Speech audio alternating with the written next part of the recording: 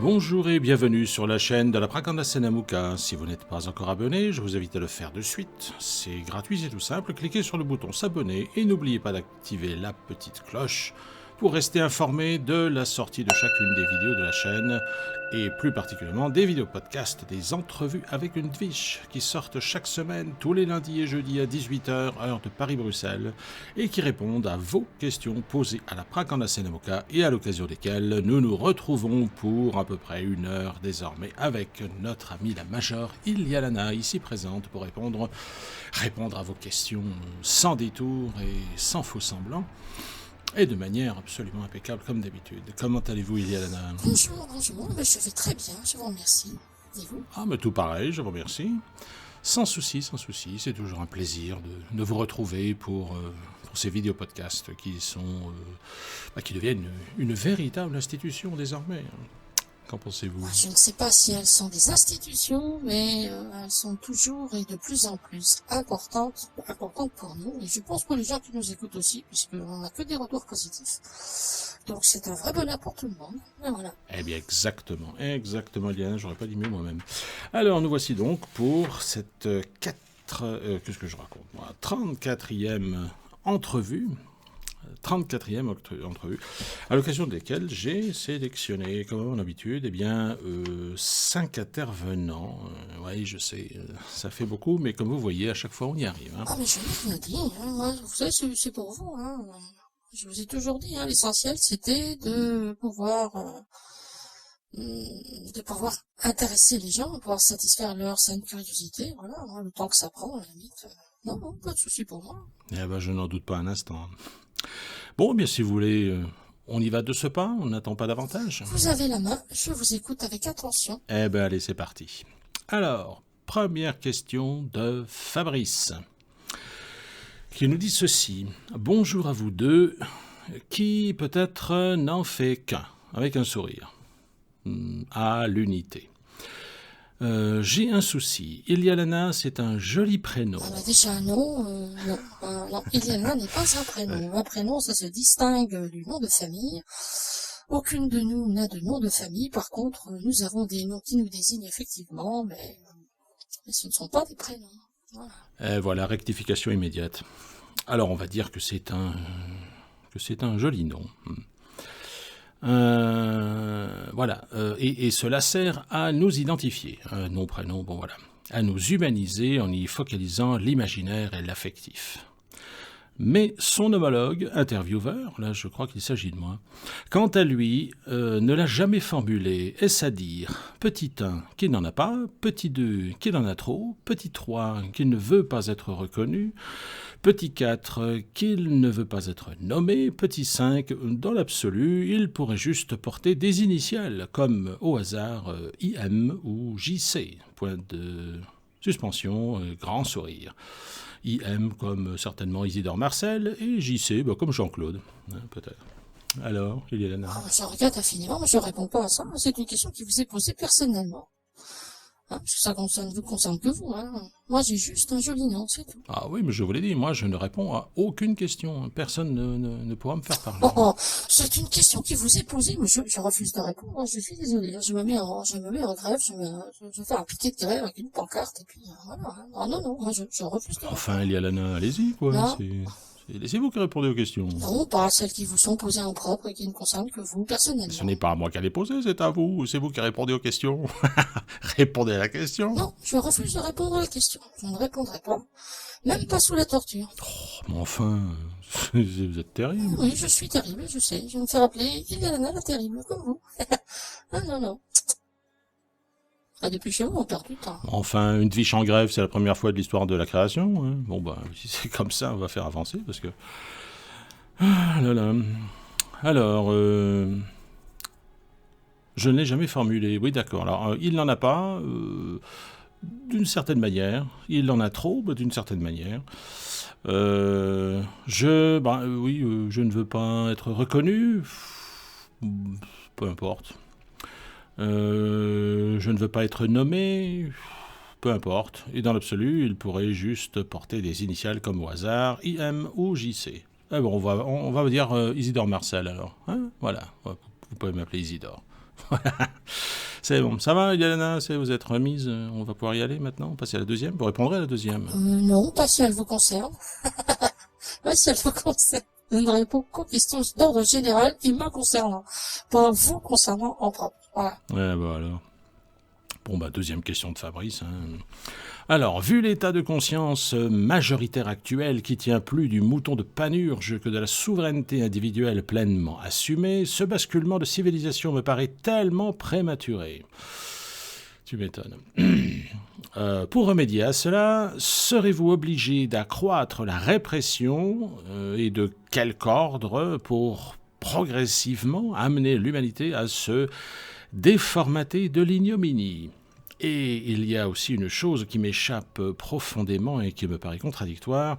Vous prédisez le basculement de paradigme ces mois prochains et rien n'est défini basiquement pour faire face à cette déstabilisation majeure et inédite au niveau organisation de la société que vous allez accompagner.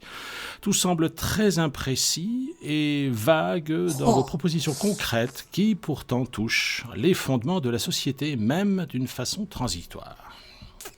Vous allez répondre à ça, hein? Ah oui, je vais répondre. Oui, je vais répondre. Oui. Bon, alors, la première question, si on sera obligé d'accroître la répression. Il n'y aura aucune espèce de répression, ni d'un côté, ni de l'autre. Non. Alors oui, ça peut paraître prématuré. Il y a des chances que ça aurait pu l'être si nous avions pris... disons, le taureau par les cornes sous un certain angle tel qu'il nous l'a été demandé, ce que nous avons essayé de faire, et c'est là que nous sommes aperçus que ça ne fonctionnerait pas. Donc, si ça avait fonctionné, ce qui aurait dû se produire normalement, eh bien, non, le caractère prématuré du basculement aurait été sans objet. Non, ça se serait fait de façon normale, douce, on aurait glissé de l'un à l'autre, et voilà.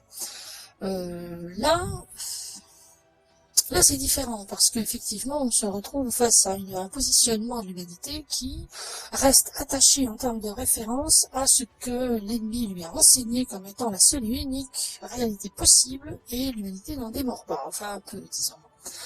Elle en démord peu. Donc oui, ça peut paraître prématuré parce que justement, l'humanité reste campée sur ses positions antérieures. Et à partir du moment où il y aura une prise de conscience globale, prise de conscience de masse, et entrer véritablement dans le nouveau paradigme, parce que le nouveau paradigme n'est pas une nouvelle civilisation, le nouveau paradigme c'est une manière différente d'envisager la réalité de façon collective. Voilà. Donc, non, il s'agit simplement, là, de réorienter les convictions de l'humanité face à une évolution progressive de la situation, amenant cette humanité et cette conscience collective à désacraliser l'ennemi, à le faire tomber de son piédestal, en le faisant petit à petit apparaître comme effectivement profondément corrompu, profondément ridicule, et faire s'effondrer son aura de sérieux et de toute puissance, et de faire en sorte que la civilisation actuelle puisse être perçue comme étant perverse et comme devant impérativement passer à quelque chose de différent qui ne lui ressemble en rien. Ça, c'est certainement le plus difficile. Alors, oui, ça peut paraître prématuré parce que on peut imaginer qu'il soit nécessaire de faire évoluer cette humanité sur le long terme de manière à la faire passer en douceur d'un paradigme à l'autre. Ce qui aurait pu pu être possible normalement, si les circonstances avaient été autres, malheureusement, non. Alors, de toute façon, c'est quelque chose qui ne peut pas durer éternellement parce que nous avons quand même une échéance.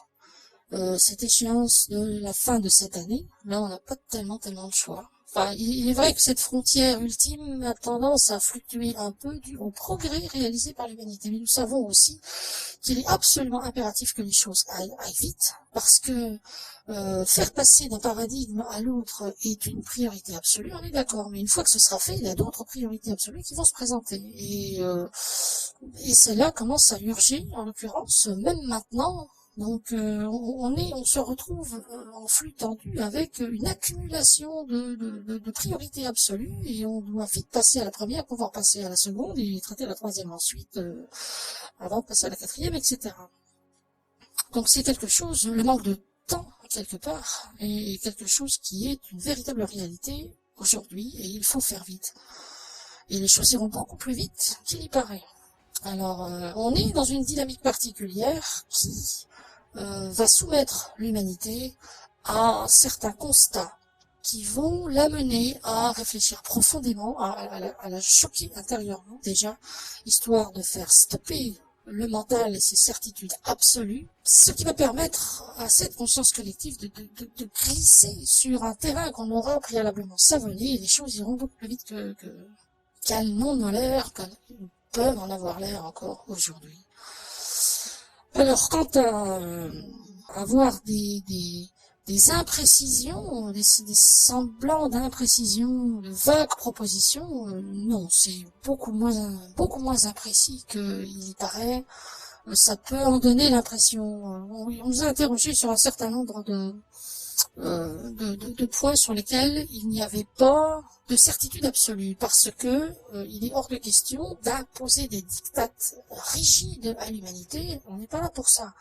On est là pour donner une direction, réorienter le champ d'évolution de cette humanité dans un champ de liberté relativement vaste quand même. Hein. C'est pas, vous avez juste le droit de choisir B si on vous propose A, B, C. Non, c'est beaucoup plus large que ça. C'est beaucoup moins restrictif. Ceci étant, il y a des choses essentielles à la base qui sont extrêmement précises.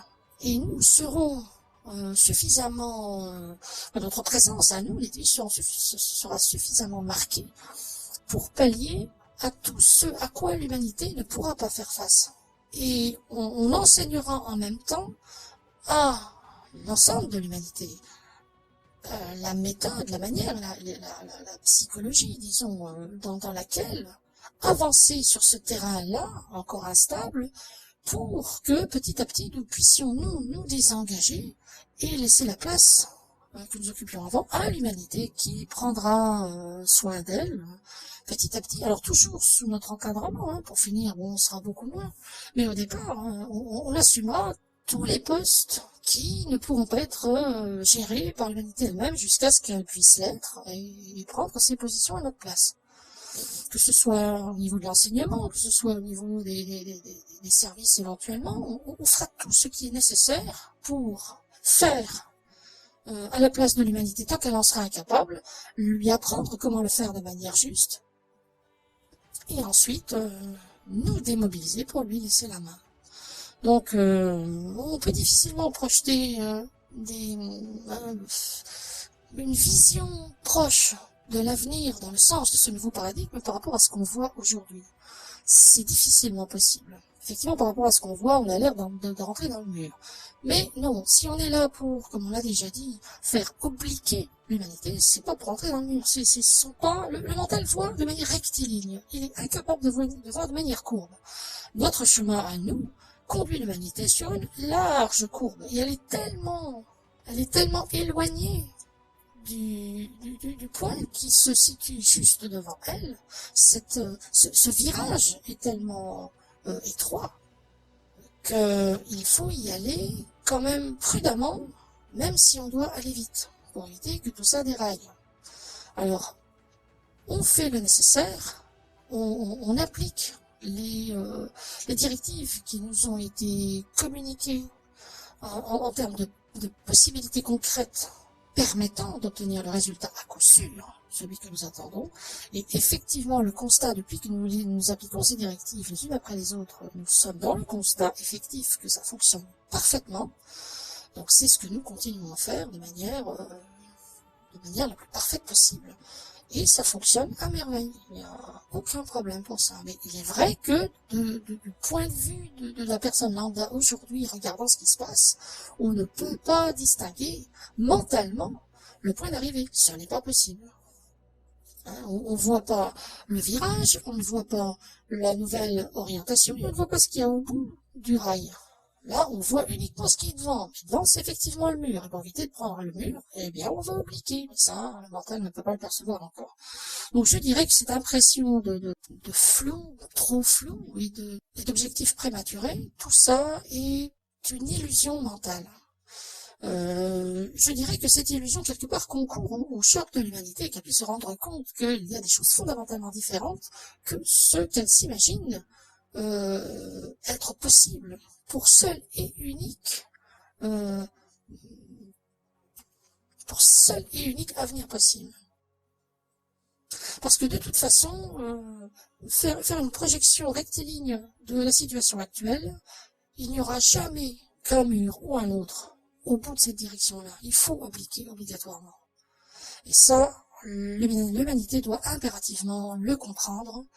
Et pour s'en apercevoir, elle doit frôler de très, très, très près le mur qui est juste en face.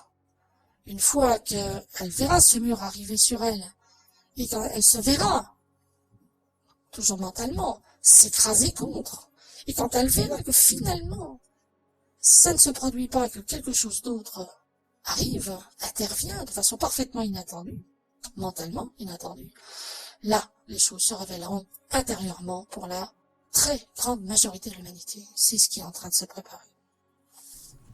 Voilà. C'est vrai que c'est une situation relativement déstabilisante parce que les gens sentent que les choses changent, ils ne voient rien changer, ils voient que c'est de pire en pire, pourtant ils sentent qu'il y a une ouverture vers le mieux du possible, mais ne voyant pas du tout comment ça pourrait être possible. Enfin, c'est déstabilisant et c'est fait pour. Voilà. Et c'est fait pour.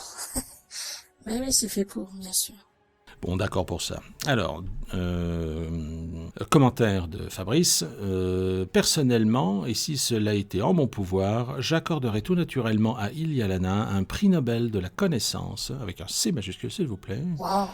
Car pouvoir disserter avec passion des effets de la densité cosmo-énergétique et gravitationnelle de l'agrégat stellaire de la planète Nibiru et dans un même élan, et avec le même aplomb, des tuyaux de plomberie en cuivre écoudés qu'il faudrait arrondir pour réinformer l'eau, plus positivement, ainsi que des charges patronales et salariales des plombiers eux-mêmes, et tout cela en s'impliquant elle-même dans le processus de création de ces événements continue à me stupéfier et même à déclencher chez moi des fous rires de bon cœur, tellement le contraste est saisissant parfois.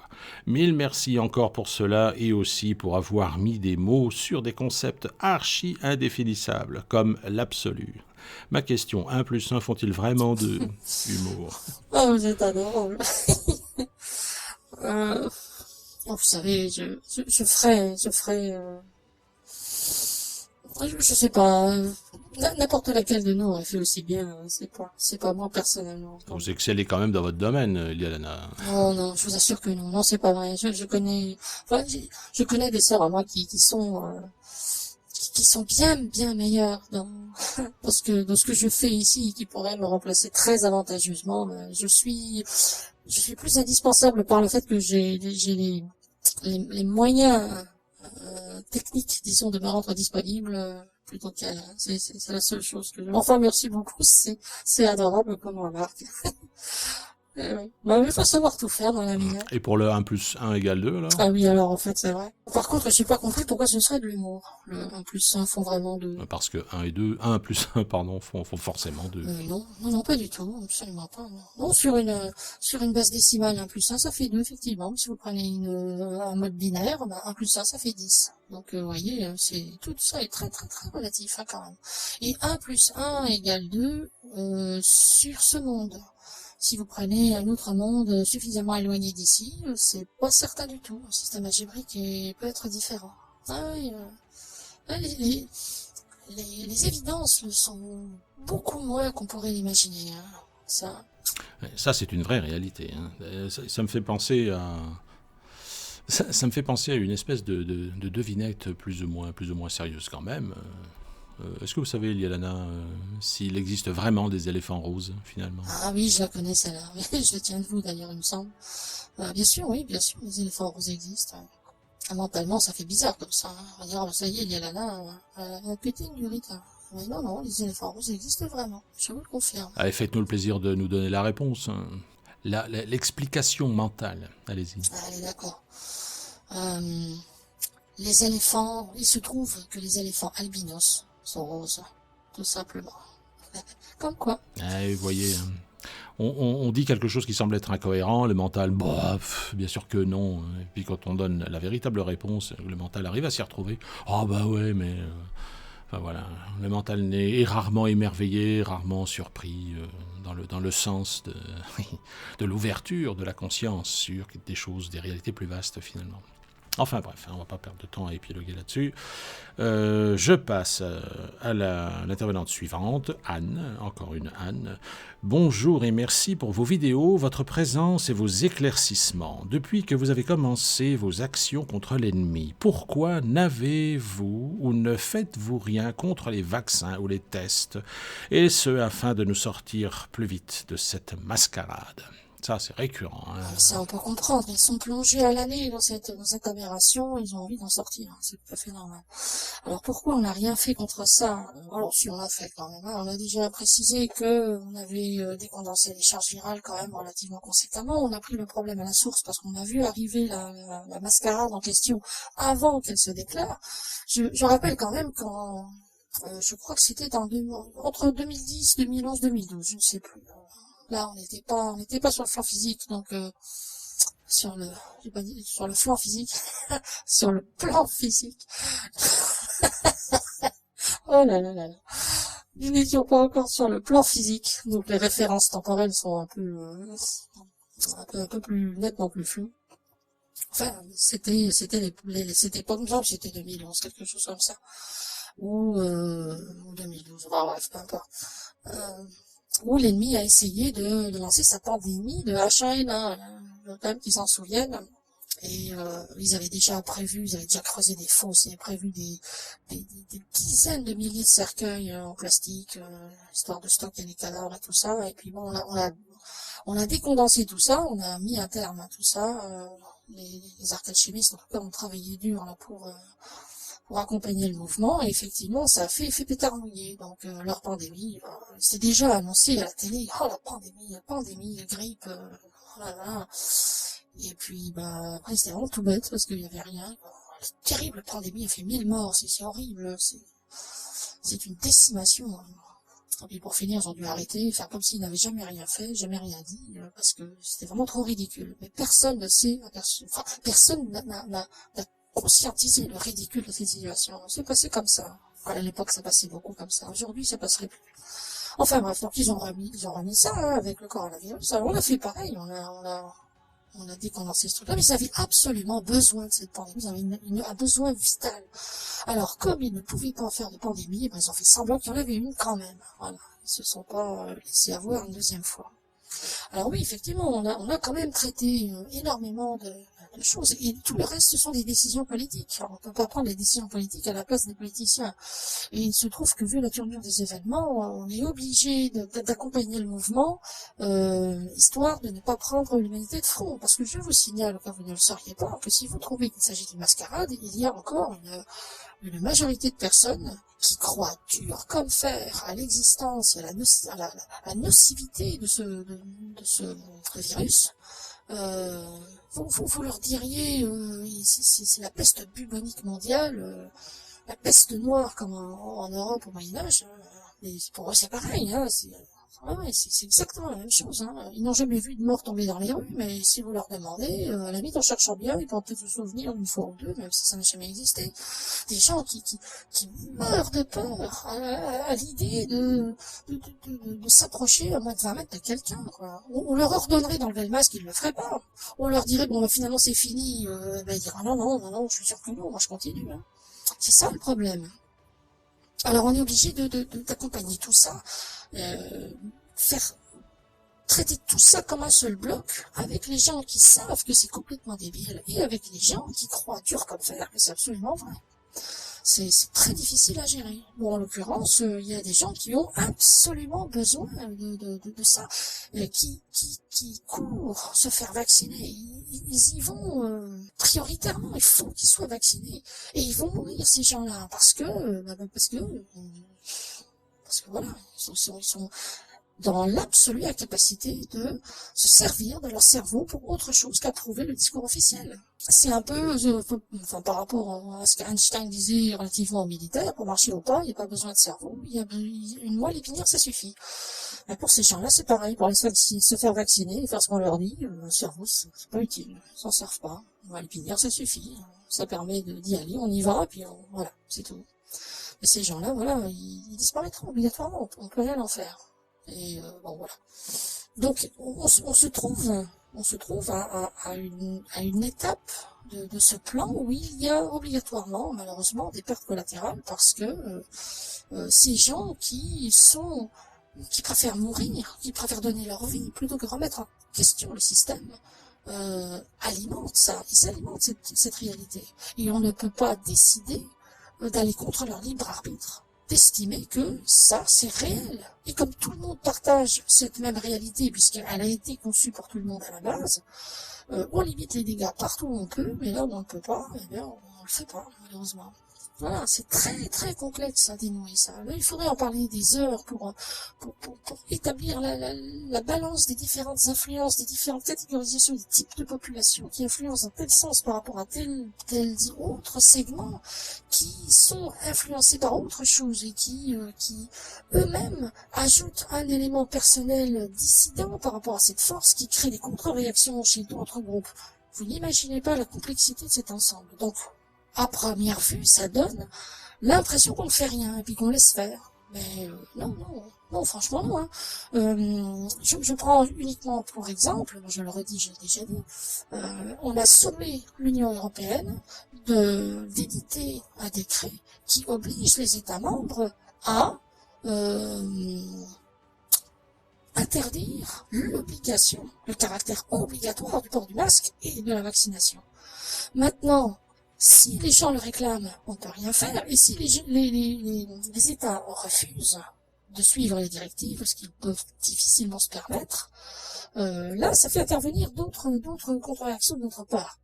Mais on ne peut pas aller plus loin que ça. Sinon, on établit une dictature contre-sanitaire par rapport au bluff du coronavirus. Enfin, ça c'est délirant dit comme ça, mais effectivement, on ne peut pas aller trop loin dans ce diktat-là. On est obligé d'assainir la place et faire disparaître les gens qui sont complètement butés, qui veulent impérativement qu'il y ait ce coronavirus parce qu'ils en ont peur et ils veulent que leur peur soit justifiée. Voilà, c'est étonnant, c'est détonnant aussi. Alors voilà, bon, on est dans cette situation-là, alors ne rien faire, non, franchement non. Hein. Ne vous inquiétez pas, vous ne risquez rien, le coronavirus, vous l'attraperez pas, et même si vous deviez vous faire vacciner, bon, ce serait peut-être un peu gênant, mais sans plus. Je vous le promets. Bon, n'allez pas exprès vous faire vacciner maintenant, hein, en estimant que cet avis-là, enfin vous m'avez compris. Mais non, les gens sains sont préservés, les gens sains d'esprit, je veux dire, les autres, quasiment des fous, bah, tant pis, qu'est-ce que vous voulez que je dise, on peut pas les empêcher de s'autodétruire dans ce sens-là, on ne peut pas. Ils sentent le pouvoir de l'ennemi faiblir, et quelque part, ils veulent être le bébé qui va partir avec l'eau du bain, parce qu'ils ne connaissent rien d'autre, et toute autre chose leur fait peur. Ils ont peur de l'ennemi, mais ils ont encore plus peur de son absence. Voilà le problème. C'est un vrai problème. Et leur propre volonté sera la solution à ce problème. C'est-à-dire qu'ils ne se maintiendront pas, tout simplement. On peut dire que cette humanité a la tête dure, effectivement. Oh là là, clairement. C'est un énormissime euphémisme, ça. Oh, la tête dure. On en connaît peu comme ça. Hein. Alors, si l'humanité a la tête aussi dure dans le nouveau paradigme, en étant bien orientée, je vous garantis que elle va dépasser nos espérances les plus folles. Ouais, moi, mon petit doigt me dit qu'il y a des chances que ça se passe comme ça. Je parierais cher sur le fait que votre petit doigt ait raison. Enfin, c'est mon opinion. Mais j'en suis persuadé. Et bien voilà, le meilleur est à en attendre. En tout cas, merci Fabrice pour ces questions et cette remarque plaisante. Merci à Anne pour sa remarque et merci à Anton Zoltek qui nous pose cette question qui faisait suite aux questions auxquelles nous avions répondu précédemment et qui nous pose donc cette dernière question. Quel âge a cet univers selon vous? Alors. Ouais, l'âge de l'univers, ça aussi. Hein. Alors évidemment, tout le monde sait que officiellement, il est censé avoir 13,7 ou 9 milliards d'années, ce qui est assez ridicule quand on y pense au vu de l'échelle du temps cosmique. Eh bien, figurez-vous qu'il n'y a pas de réponse à cette question. Cet univers n'a pas d'âge. On ne peut pas le quantifier en termes d'âge, en termes de temps. Qui dit âge dit temps, bien évidemment. Pourquoi? Tout simplement parce que cet univers n'est pas constitué d'un tissu parfaitement uniforme. Hein, il y a des conglomérats de galaxies, des amas de galaxies, des zones plus ou moins denses. C'est très diffus. Et en fait, si vous vous approchez d'un trou noir, suffisamment près sans aller trop près, eh bien, des décennies peuvent passer plus loin, alors que pour vous, il s'est écoulé 1 heure. Alors, le temps s'écoulant aux abords des énormes masses gravitationnelles, à influence gravitationnelle forte, pas obligé que ce soit un trou noir, hein, ça peut être n'importe laquelle des masses, notamment prenez simplement une galaxie par rapport à l'espace intergalactique. Ça aussi, il faudra en parler quand même, pour être précis. Il n'y a pas vraiment d'espace intergalactique. Enfin bon, je vais pas aller trop loin, sinon tout le monde sera perdu dans l'histoire. Non, on peut pas parce que en fonction des objets ou de la densité ou du phénomène gravitationnel dans lequel on est pris, disons des morceaux de l'univers ont des âges supérieurs que certains autres morceaux et c'est complètement diffus.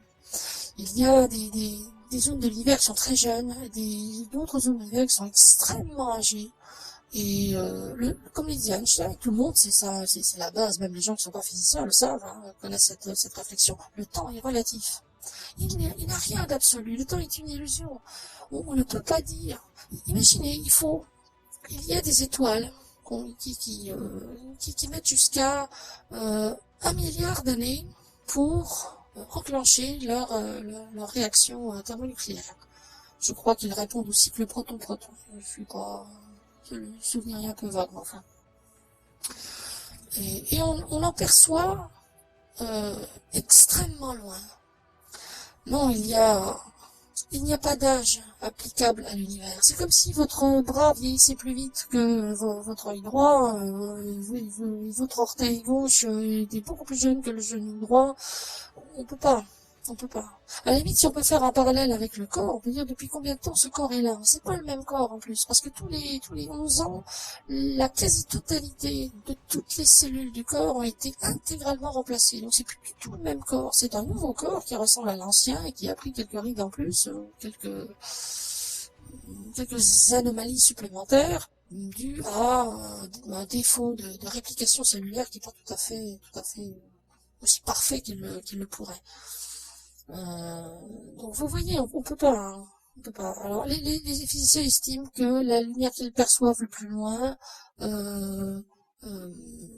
a mis c'est quelques 13-14 milliards d'années à nous arriver, donc c'est forcément une vision de l'explosion primordiale, ce qui peut nous permettre d'établir que l'univers remonte à cet âge-là, puisque c'est sa naissance quelque part auquel on peut assister.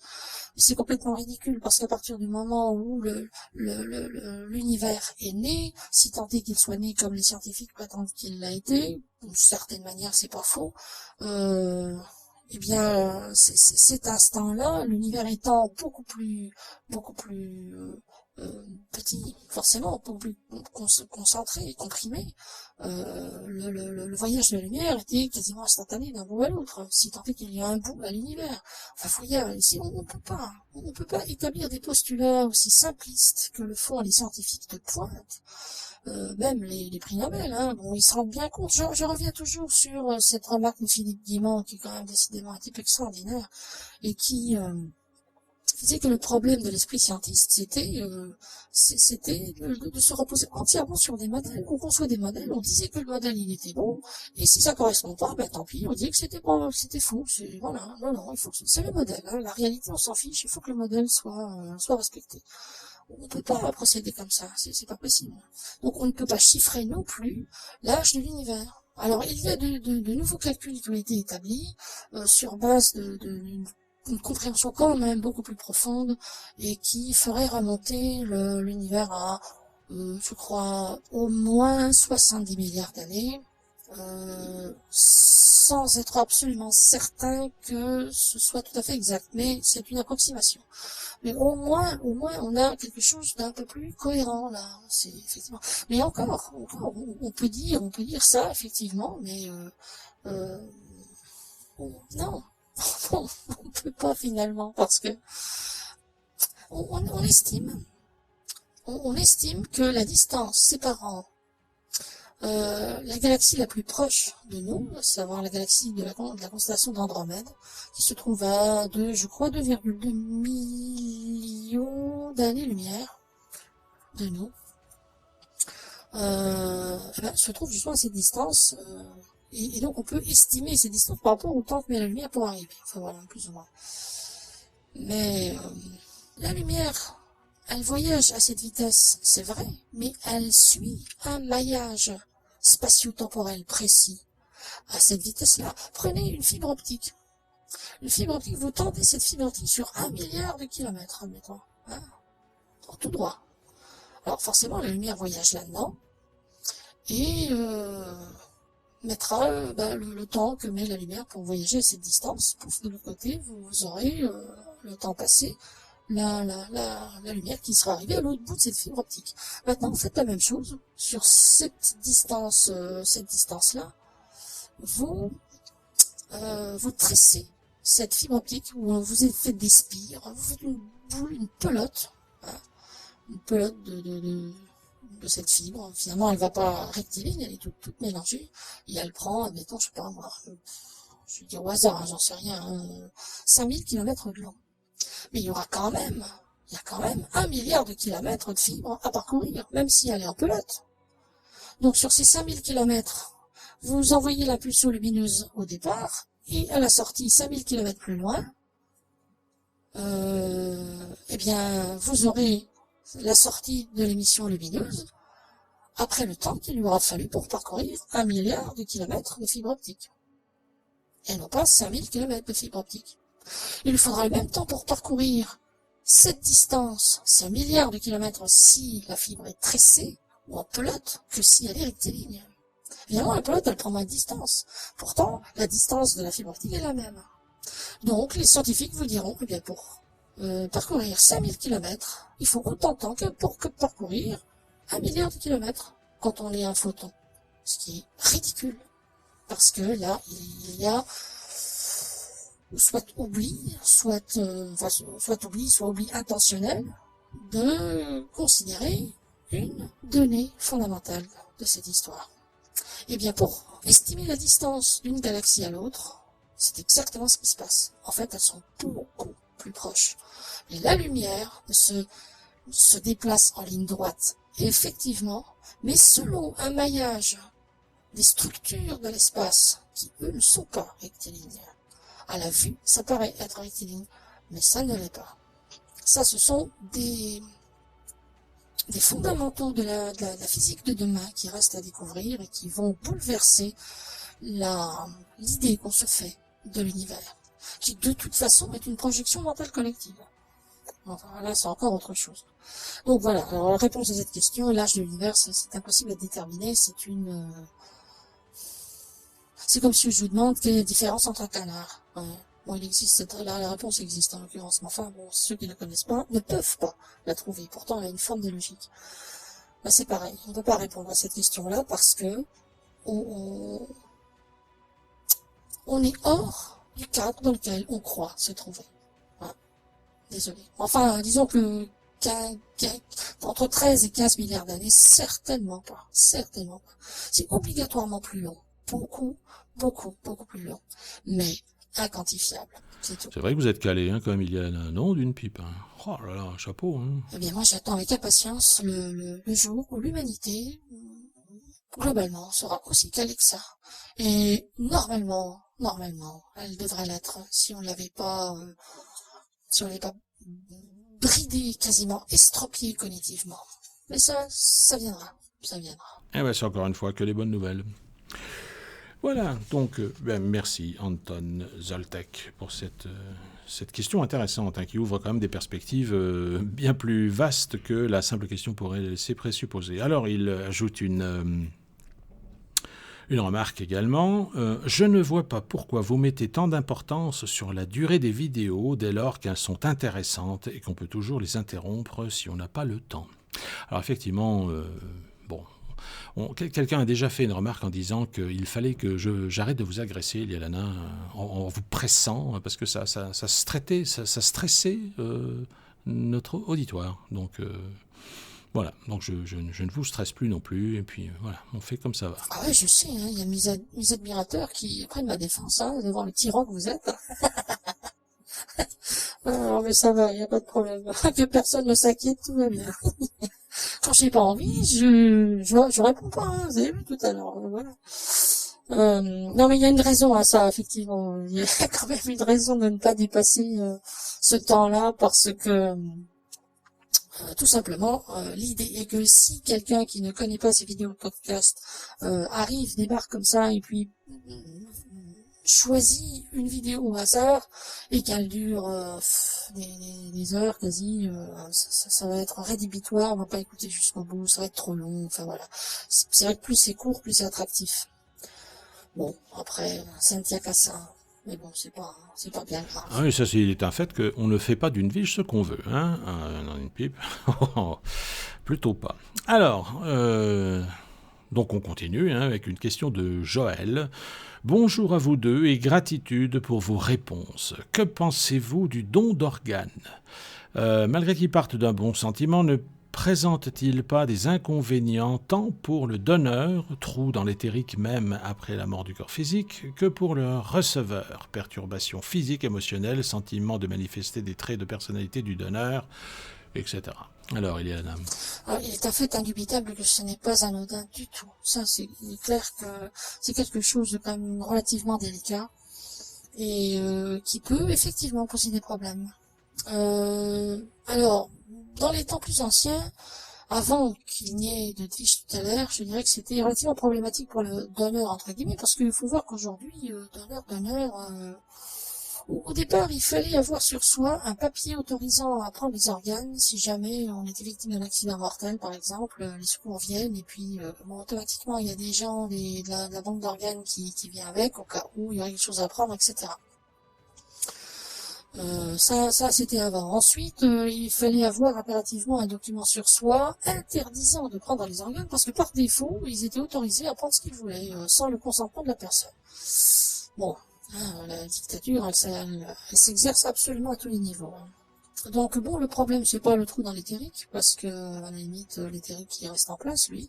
Mais par contre, si l'âme n'est pas détachée du corps à ce moment-là, parce que ça va aller très vite, donc en général, avant, quand quelqu'un mourait, en général, il était laissé 3 jours avant l'inhumation. C'est pas pour rien, ça ne se fait plus aujourd'hui, c'est die, vite à la chaîne comme d'habitude, tout doit aller très vite. Mais si on laissait le mort pendant 3 jours, c'était pour être sûr qu'il ne se réveille pas. Parce que il y a eu des cas où c'était pas toujours aussi évident, il y a eu un petit peu moins mort que prévu, hein, donc ça pouvait être désagréable pour la personne concernée quand même. Mais là, en l'occurrence, si on est victime d'un accident de la route et que, bon, admettons, on a le coup du lapin, la nuque se brise, paf, on est mort. Là, il y a absolument, c'est sans équivoque possible, on ne pourra pas revenir. Eh bien, si le secours arrive tout de suite et qu'il y a un prélèvement d'organes, si l'âme n'est pas détachée du corps, que sa corde d'argent reste rérivée pour une raison ou pour une autre, parce que bon, ça se détache pas forcément comme ça, hein, c'est un peu la différence entre une feuille verte sur un arbre et une feuille morte, hein. La feuille morte, bon, bah, elle finit par tomber, un petit coup de vent et hop, hein. Mais quand elle est verte, il faut même tirer dessus. Eh ben, quelque part, pour l'âme, c'est un peu ça, à partir du moment où le corps décède immédiatement. Enfin, je veux dire, à partir du moment où il y a intervention extérieure sur le corps, si l'âme n'est pas dégagée et n'arrive pas à briser, couper sa corde d'argent, qui le rive au corps physique via le plexus solaire, eh bien, tout ce qu'on fait subir au corps, l'âme le sent exactement comme si le corps était vivant. Enfin, voilà. Là, ce n'est pas un ressenti mental, ce n'est pas une douleur physique, mais l'équivalent sur le plan subtil est exactement le même. Il y a une sensation douloureuse, on peut souffrir sur le plan subtil, exactement comme sur le plan physique. Et si on prélève des organes, eh bien, c'est exactement pour l'âme comme si on prélevait à vif des organes sur un corps vivant pour la personne subissant ça. Alors, je vous laisse imaginer. C'est pareil. Bon, c'est pareil pour la crémation. Hein. Il y en a eu des gens qui étaient morts, hein, morts de chez mort, hein, on peut pas être plus mort que ça, mais qui n'arrivaient pas à détacher la corde d'argent. En plus, voyant ce qui allait leur arriver, la peur de la chose, river, scléroser la corde d'argent. Et la corde d'argent, dans certains cas, ne pouvait se détacher que lorsque le plexus solaire était complètement calciné et que, de fait, ça lâchait. Mais bon, quand on voit qu'il faut 4 heures de crémation pour arriver à bout du corps physique, qui brûle pas facilement, eh bien, c'est exactement comme si durant ces 4 heures, la personne n'était pas morte dans son cercueil. Exactement. Alors, les traumatismes que ça induisait, et en plus l'homme, subissant ça, sentant ce truc-là, avait une répercussion d'apparence de l'âme qui était celle d'un grand brûlé, par exemple. C'est épouvantable, c'est une vision d'horreur insupportable. Alors aujourd'hui, ça n'arrive plus, les tutélaires sont là, accompagnent le mouvement, et si quelqu'un se trouve dans cette situation-là, la tutélaire vient et tranche immédiatement la corde d'argent, donc il n'y a rien à craindre désormais. Mais c'est vrai que bon, c'est quand même délicat cette affaire-là. Alors pour celui qui reçoit l'organe, il est certain que cet organe a une conscience propre qui s'est développée autour de la conscience, non pas forcément mentale de la personne auquel l'organe appartenait, mais de l'âme quand même. Donc il y a un transfert de mémoire effectivement vers du donneur vers le receveur, ça c'est évident. Maintenant on peut pas forcément, si c'est fait correctement, s'opposer à cette mesure, parce que quand on a véritablement un besoin urgent et vital d'un organe, sinon c'est la mort, et que on a un vrai donneur, je dis un vrai donneur qui donne vraiment avec consentement, qui est la procédure, oui, si la procédure est respectée de manière correcte, grâce au fait que la tutélaire justement permet d'éviter le problème de la sensation de ce prélèvement. Pourquoi pas, je veux dire, un organe peut sauver une vie, si quelqu'un de toute façon est décédé, on va dire l'organe ne lui manquera plus, ce qui n'est pas faux, surtout s'il est dans une disposition d'esprit où il avait décidé de faire un don d'organe, effectivement, et pas on le prélève à la sauvage. Pourquoi pas, à la limite, il vaut mieux ça qu'on ait 2 morts, il vaut mieux en avoir qu'un que 2, tant qu'à faire. Bon, je dis un vrai donneur parce que je pense à l'emblématique monsieur, non, je dis pas monsieur, je vais faire trop d'honneur, à Jacob Rothschild. Il a subi ce que peu de gens savent, il a subi plus d'une centaine de transplantations cardiaques. Honnêtement, vous croyez que tous les cœurs qu'il a reçus étaient figurés sur une liste d'attente? Eh ben non, hein, certainement pas. Monsieur, oh non, on dit pas monsieur, le truc là allait se servir lui-même. Enfin, il lançait ses agents et puis il revenait dans l'heure avec un cœur parfaitement conforme à ses besoins. Si on étiquette les gens à ce point-là, si tout le monde se trouve sur base de données, c'est aussi pour ça. Hein. Il faut pas oublier l'humanité pour ces gens-là. Hein, c'est un cheptel. Hein. Une vache, ça sert à donner du lait. Hein. Un kidam, ça peut servir à donner ses organes. Alors c'est vrai qu'il y a des mafias qui s'organisent autour de ça parce que ça se vend très cher.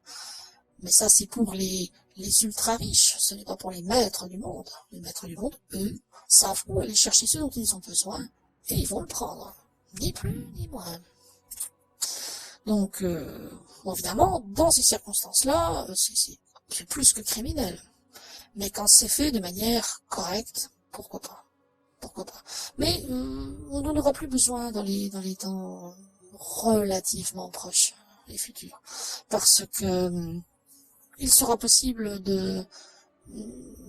avec une prise de sang à la base, de générer un organe appartenant à la personne qui a donné son propre sang, donc ce sera son organe, grâce au génie génétique, et pouvoir lui transplanter un organe sain, quitte éventuellement à corriger des aberrations génétiques ayant causé une déficience, par exemple, si on parle même pas d'un accident, mais un organe qui est génétiquement déficient, on pourra éventuellement plus facilement lui transplanter un organe sain ayant été débarrassé de sa déficience plutôt que rectifier toute la génétique du corps, ce qui viendra ensuite. Après, on n'aura plus besoin d'opérations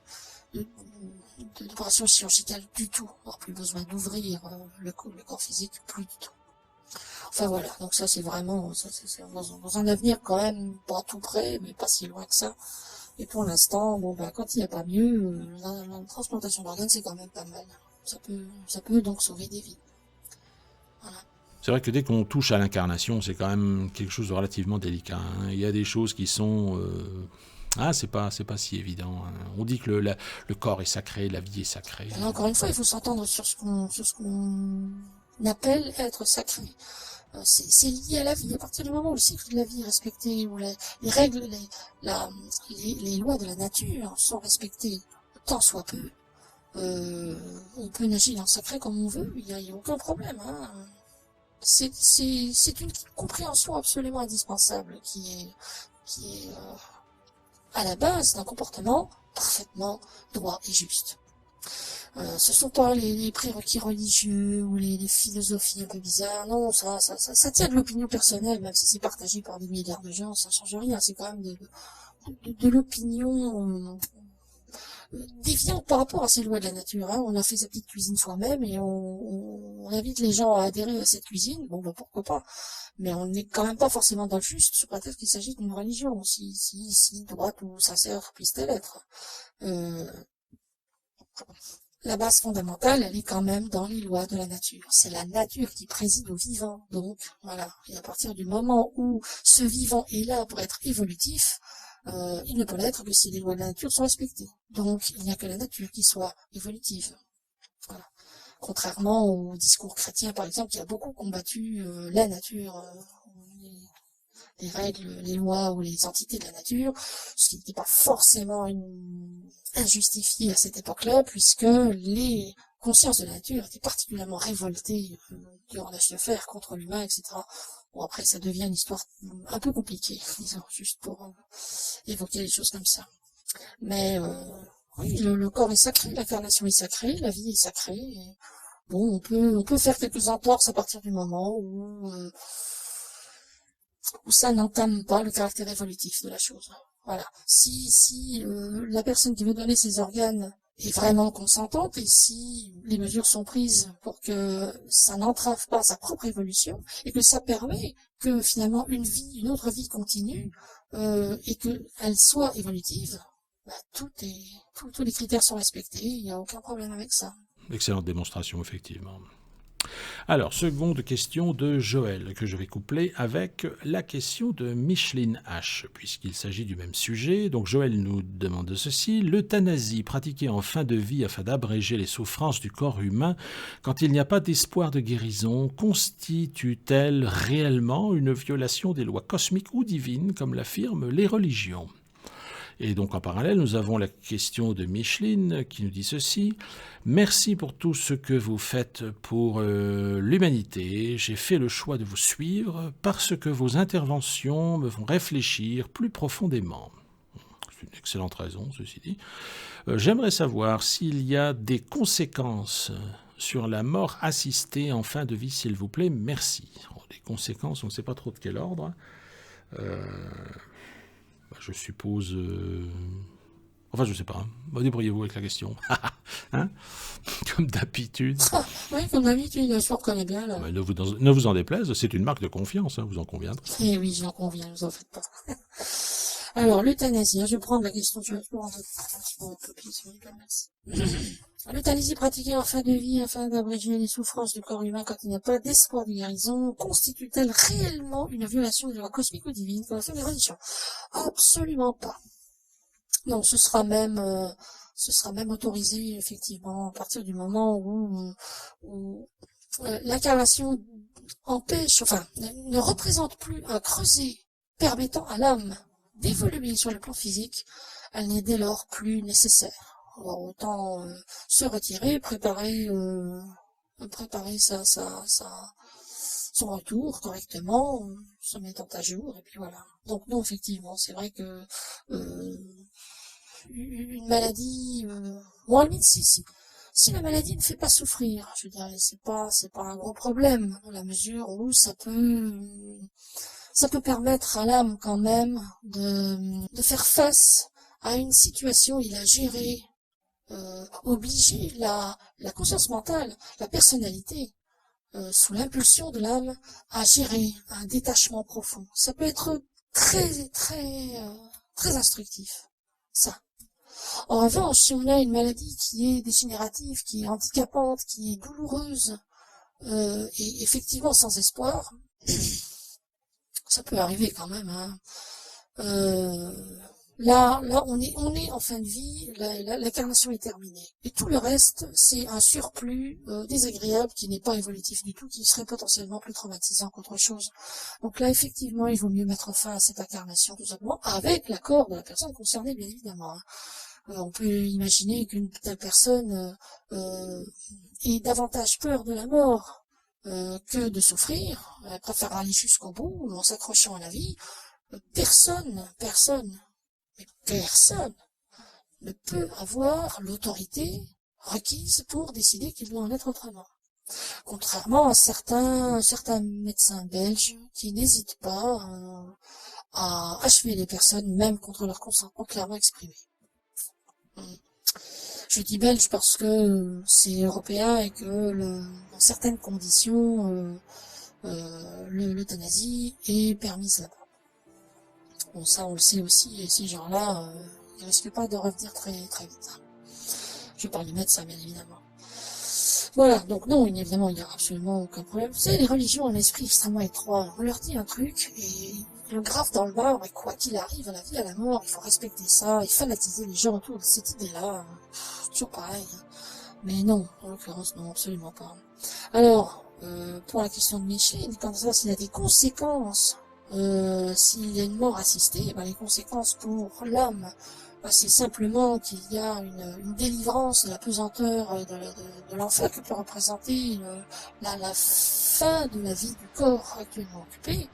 Maintenant, conséquences karmiques pour la personne qui met la chose à exécution dans les temps anciens, oui, évidemment, karma perverti, comptabiliser ça comme étant un meurtre.